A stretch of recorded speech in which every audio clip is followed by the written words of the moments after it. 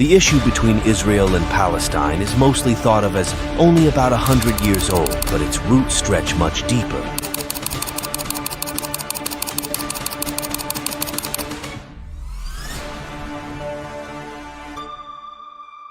But before we actually begin with the issue, let's understand who Jews really are and how Israel was formed. So it all began about 4,000 years ago when Prophet Abraham moved to Canaan. He had two sons, Ishmael and Isaac. His grandson's name was Jacob, who is also known as Israel. Jacob was the son of Abraham's younger son, Isaac. Jacob had 12 sons. Under his son Joseph's rule, his 11 brothers stayed with him in Egypt. These 12 brothers resulted in 12 tribes in the years to come. Years passed, and these tribes became oppressed by the pharaohs and became known as the children of Israel. After a few more years, Prophet Moses rescued them from slavery and got them out of Egypt. From these people was Prophet David, who conquered Canaan, and he and later his son Solomon ruled the city of Jerusalem. There, King Solomon built the Al-Aqsa Mosque. Jews believe that he also built a temple which was known as the First Temple. In the years to come, the empire split into two.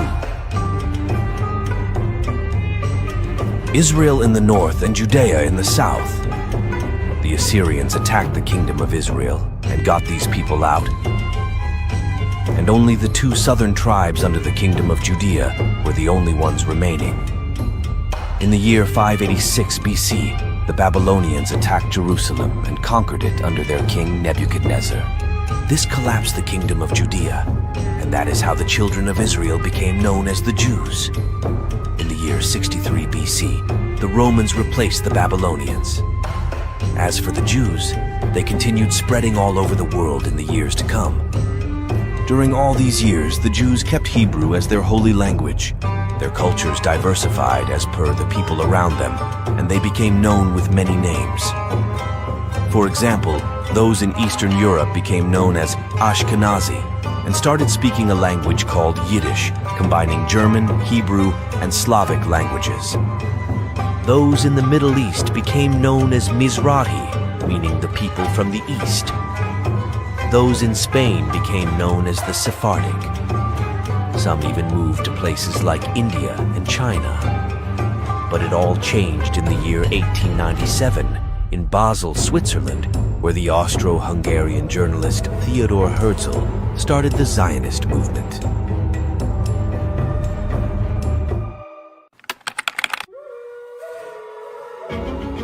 Herzl gathered journalists, professionals, and Jewish scholars from all over the world into his Zionist movement. The country, which was once home to Jews, was under the rule of the Ottoman Empire at that time, and was officially known as the land of Filistin, not to be confused with the word Palestine. The Zionist movement was missioned to capture a place in the land of Filistin and reform the country of Israel after a long time, about a few thousand years. However, the issue was that Filistin was an important part of the Ottoman Empire, and Sultan Abdul Hamid II, the ruler of the Ottoman Empire, couldn't let it happen. So he became a fortress for the people of Filistin, but it wasn't as easy as it seemed. Although the Ottoman Empire had spread into almost 3 continents covering an area of about 5 million square kilometers, the situation was devastating, as on one side there were forces like the Britain and France, on the other side was the evolution of new movements and ideologies, like the nationalist movement among the citizens and the widespread Zionist ideology. Moreover, the empire was in a serious financial crisis.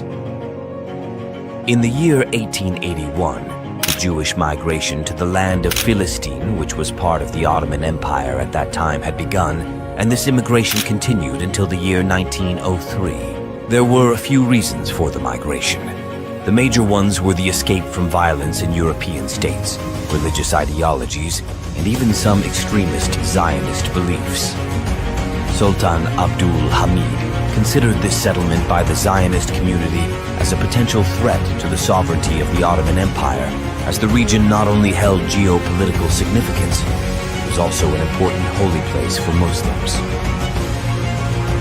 In the year 1896, the leader of the Zionist movement, Theodor Herzl, met Sultan Abdul Hamid in Istanbul, the capital of the Ottoman Empire at the time.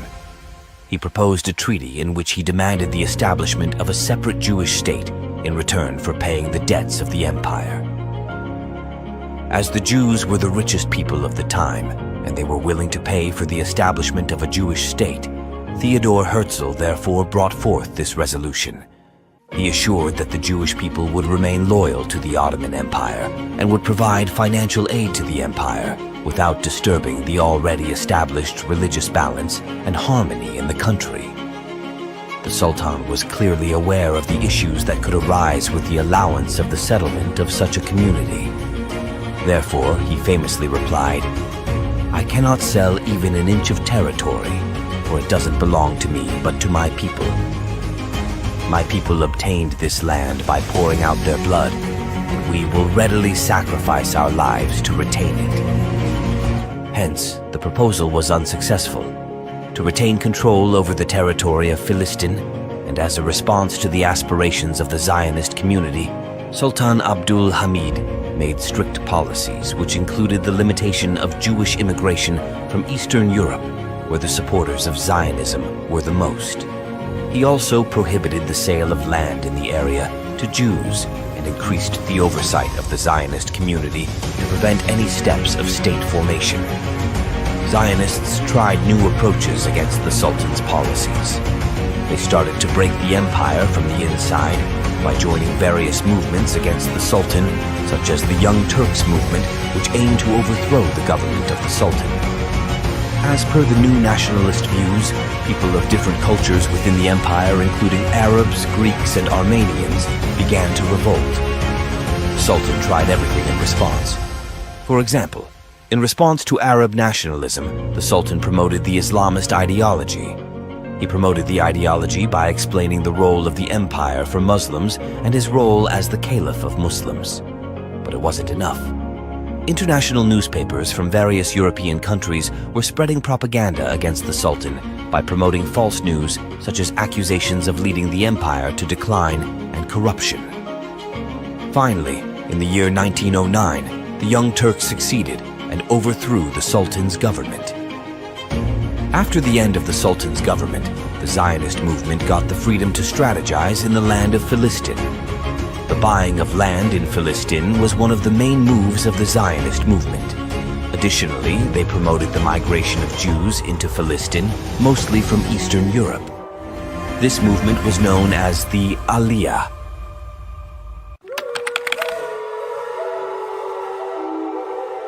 Things took a drastic turn in the year 1914, when World War I began. The British promised both Jews and Arabs that they would hand over the land of Filistin to them as soon as the World War ended if they helped them defeat the Ottoman Turks. But in reality, the British had other plans. They had an agreement with France under which they would divide the land of the Middle East with France, and that is what they did. As soon as the World War ended, British and French both divided the area of the Middle East, and the land of Filistin came under British rule. During the years 1918 to 1948, the whole area remained under British rule. During this time, Adolf Hitler got into power in Germany and started a genocide against the Jewish people. From the areas under Hitler's rule, the Jews started running away. Some got refuge in America, but many of them got into Palestine, which was the new name of Filistin under British rule. First, the British allowed them to enter, but later they started to stop the emigrants. This resulted in an Israeli nationalist movement in Palestine. Also, in the year 1940, the Palestine nationalist movement began, and the Palestinians too demanded a separate country. In the year 1948, the British withdrew hands and gave the responsibility of assigning the boundaries to the United Nations. The United Nations came up with a partition map for the new state, and according to the map, only 45% of the area was handed over to the Arabs, while 55% area was given under Jewish control. Moreover, the city of Jerusalem was given under international control due to its holiness for three religions, including Islam, Judaism, and Christianity. The Jews accepted the plan and named their new state Israel. Thus, the country of Israel was born. However, the neighboring Arab countries didn't agree with the plan, as they thought the plan was a way to continue British colonialism. Moreover, Israel started to expand its boundaries more than those assigned by the UN. Hence, a war commenced between the Arabs and Israel. This war is known as the Arab-Israel War of 1948, and it holds a huge historical significance. Surprisingly, Israel won the war, defeating all the Arab countries. By the time the war ended in 1949, many of the areas that were supposed to be given to the Palestinians as per the United Nations partition map were occupied by Israel. The Gaza Strip got into Egypt, and the West Bank went to Jordan. More than 700,000 Palestinians became homeless and turned into refugees in Arab countries. This huge evacuation was named the 1948 Palestinian Exodus and is remembered every year on Nakba Day on the 15th of May. After that, in the year 1956, a second Arab-Israel war took place and lasted for a few days before ending in a victory for Israel. Israel not only captured the Gaza Strip and the West Bank in this war, but the whole Egyptian peninsula as well. Palestinians wanted their own country, for which the Palestinian Liberation Organization, PLO, was formed in the year 1964.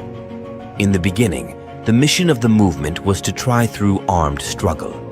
For that very reason, both the USA and Israel declared it as a terrorist organization. From one person's perspective, they might have seemed to be terrorists, but from someone else's perspective, they were revolutionaries who were struggling for their independence. In June 1967, another Arab-Israel war broke out and lasted 6 days. In this war, more than 20,000 Arabs were killed, while Israel only lost a small number as compared to the Arabs. Only about 1,000 Israeli soldiers died. Israel further extended its boundaries into the land of Palestine and expelled more than 300,000 Palestinians from their lands. More than 1 million Arabs also got under Israeli control in the newly captured area. Another war broke out in 1973, which is known as the Yom Kippur War, as it was on the Jewish day of Yom Kippur, which is on the 10th of Ramadan as per the Islamic calendar.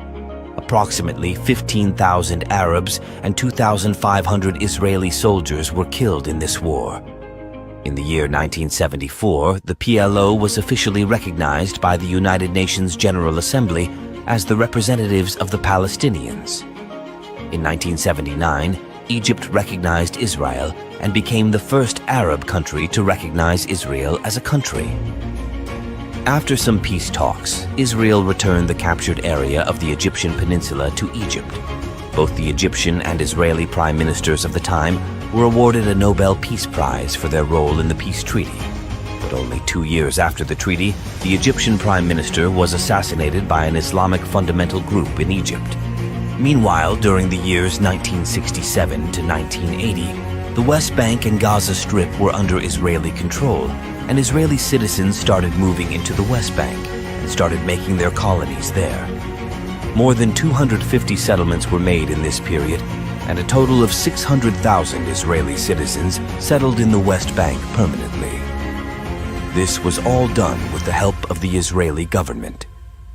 The government urged the citizens to settle in the West Bank in every possible manner, ranging from cheap land prices to promoting extreme religious nationalism.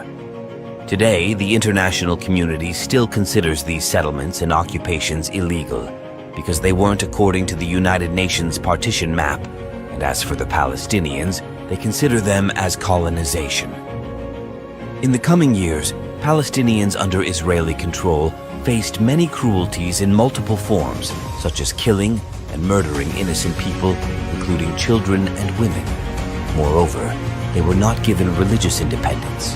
They even were not allowed to pray in the mosques or celebrate their religious holidays, such as the Eid holiday. This raised a sense of freedom among the Palestinians, and they started demanding freedom. In the years 1987 to 1993, Palestinians started protesting after an IDF vehicle overran 4 Palestinians. But Israel didn't stop there. Instead, they responded with the killing and murdering of more than 1,200 civilians during the period. PLO leader Yasser Arafat started a movement under which he promoted the nationalist, secular agenda with a two-state solution to the problem. In the year 1992, Yitzhak Rabin became the Prime Minister of Israel. He considered that PLO is not a terrorist organization. They just want their country back, and the Israeli government should let them have it. Israel officially recognized PLO as a representative party for the Palestinians, and in return, PLO officially recognized Israel as a country and the 1993 Oslo Accords place. For the first time, both agreed on a single partition for the country. As a result of this, in the year 1994, the first Palestinian government was established and was called the Palestinian National Authority. But here is a catch. By the year 1994, many Israeli citizens had established permanent settlements in the West Bank, and that too was supported by the Israeli government at that time. So, the Palestinian citizens could only live in tiny bits and pieces in only a few areas. Hence, the West Bank was divided into 3 areas named A, B, and C. Area A was given under the Palestinian government's control. Area C was to be under the authority of the Israeli government, whereas Area B was to be controlled by both the governments. Forget the United Nations partition map.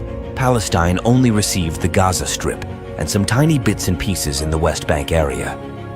However, the two countries got closer to finding a peaceful solution to the issue. But the good times didn't stay for much longer. The extreme right-wing Jewish people assassinated their prime minister as he established a peaceful solution. Hence, the situation got even worse. Around 5 to 6 years before this issue, a new Islamic organization, the Hamas group, had been formed.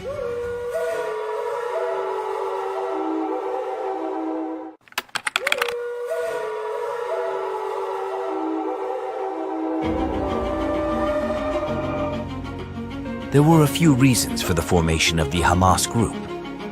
One major reason was the non-violent way of the PLO organization. PLO didn't even have an army that could respond against Israel's cruelty towards the Palestinians. So, it was mandatory to have a military for the defense of the Palestinians. But Israel and the international world didn't accept this, even for the protection of the Palestinians. In the years to come, polarization between the two countries started increasing as Israel continued to dominate and oppress Palestinians living in the areas that came under its control. In the years 2000 to 2002, violence from both sides started increasing and many people died. About 1,539 Palestinians and 441 Israeli citizens died. And in the years to come, both the countries got even more skeptical towards each other. Israel even started making boundaries around the areas under their control. Security guards were also deployed by the Israeli government in the area around the West Bank, which was under Israeli control, and the life of the Palestinians started getting worse. In the year 2006, the Hamas group fought in the elections and won, but it didn't stop there. In the year 2007, a civil war, also known as the Battle of Gaza, started between both parties in Palestine, and Palestine again got split into 2 more pieces. The Gaza Strip went under the control of the Hamas group, while the West Bank area got under the control of Fatah and PLO. Since Hamas's main purpose was to get back the land of Palestine and free the Palestinians from oppression in the captured territories, especially in Jerusalem, Hamas attacked Israel on October 2023. But the attack soon turned into a one-sided war from Israel. As of today, Gaza has been turned into ashes. People have been forced to evacuate into Rafah, but are still under attack by the Israeli forces. As of the time of making this video, more than 36,000 Palestinians have died in Gaza, more than 500 people have died in the West Bank, and about 1,100 Israeli citizens have also died. Moreover, 8,730 Israeli citizens, 81,136 Palestinians in Gaza, and more than 4,950 Palestinians in the West Bank have been injured. Palestinians are not just under attack, but people are enjoying seeing them die, as you can see in these videos. I'm looking for babies, but there is no babies left. What babies? Say that again. I hate the Palestine. I hate you, but I want all the Arab people. It will happen now, right now in Really? Gaza, because Gaza now in the hell. You really believe that? Yeah, all the people in Gaza dead. What you want, and it's really fun.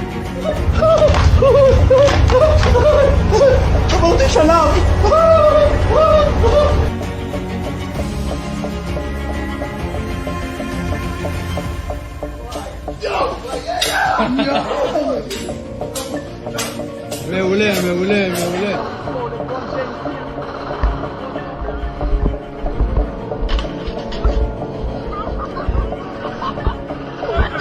כמו שניתן לראות, אלה הבלתי מעורבים היחידים בעזה, אנחנו שומרים עליהם.